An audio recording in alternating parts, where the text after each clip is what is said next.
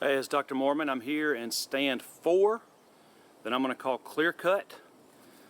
This stand was clear-cut in 2002, the same time that the sea tree stand was cut. Both of these stands were cut after an ice storm, so this was part of a salvage logging operation.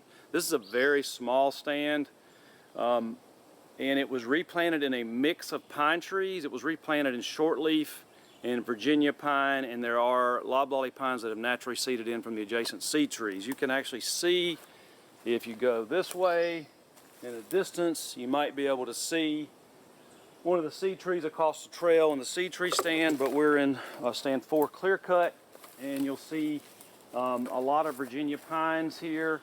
They're very dense. They're casting a lot of shade. There are some lobolly pines right over there. And so there's a bit of a mix, but there's a lot of Virginia pine. So this is a stand now that's 19 years old since planting. It was artificially regenerated through planting. Heavy shade. It has been pre-commercially thinned once to try to cut down on competition, which also would have benefited the understory by reducing shade, but that benefit has been lost many years ago. So you see there's essentially no understory.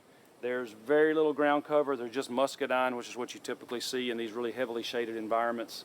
So any animal that lives near the ground is not going to have food and cover in here.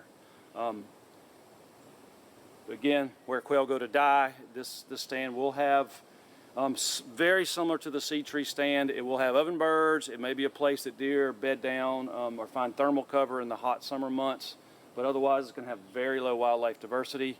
If you listen, hear a red-eyed vireo singing off in the distance, probably down the ridge in the riparian area. So this is, again, stand 4 Clearcut. Not a lot of food and cover for animals that live on the ground, or really for animals, period, because of the lack of diversity and the lack of structure.